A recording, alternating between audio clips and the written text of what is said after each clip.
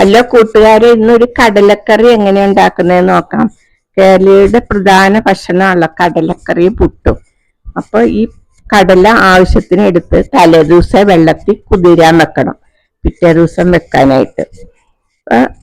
ഒരു കുക്കർ എടുത്ത് കുതിർന്ന കടല അതിലേക്ക് ഇടാം.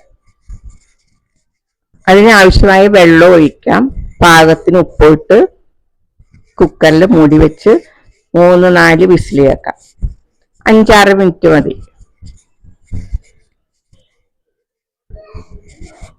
5-6 മിനിറ്റ് വിസിൽ കേൾക്കുന്ന സമയത്ത് ഇതിനാവശ്യമായ സവോള, പച്ചമുളക്, ഇഞ്ചി, കരിവേപ്പില ഒക്കെ നന്നാക്കി എടുക്കാം.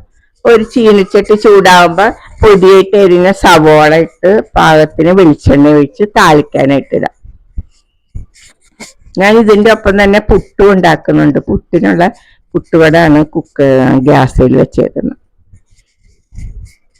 അപ്പൊ സവോള മുരിഞ്ഞ് വരുമ്പോഴത്തേക്ക് ഇതിന്റെ പച്ചമുളക്, ഇഞ്ചി, വെളുത്തുള്ളി പേസ്റ്റ് ഞാൻ മിക്സിയിൽ അരച്ചെടുത്തിട്ടുണ്ടായിരുന്നു. അപ്പൊ അത് ഒരു 2 സ്പൂൺ ചേർക്കാം. സവോള ഒരു പകുതി ഹാഫ് വേവാകുമ്പോൾ.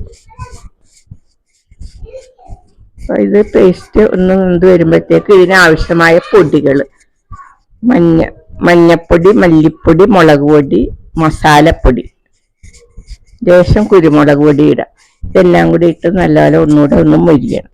വരുമ്പോൾ ഒരു തക്കാളി ഞാൻ മിക്സിയിൽ അടിച്ചെടുത്തിരുന്നു. തക്കാളി പേസ്റ്റ്, മല്ലിപ്പൊടി എല്ലാം ഇട്ട് നല്ലപോലെ ഒന്ന് മൊരിഞ്ഞ് വരുമ്പോഴത്തേക്കും തക്കാളി പേസ്റ്റ് ചേർക്കാം.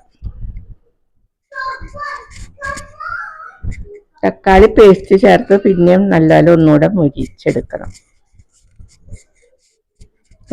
എന്ത് വരുമ്പോഴത്തേക്കുമാണ് ഇതിലേക്ക് കുക്കറിൽ വേവിച്ച് വെച്ചിരിക്കുന്ന കടല ചേർക്കാം.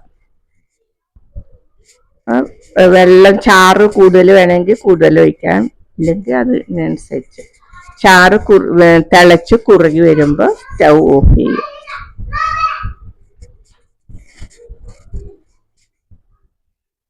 നമ്മുടെ കടലക്കറി റെഡി ആയിട്ടുണ്ട്.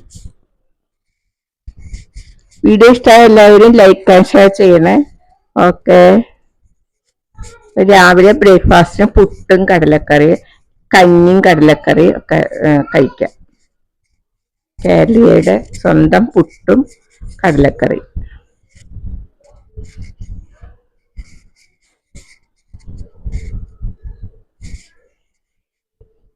എല്ലാവരും ഉണ്ടാക്കി നോക്കണേ. ഓക്കെ.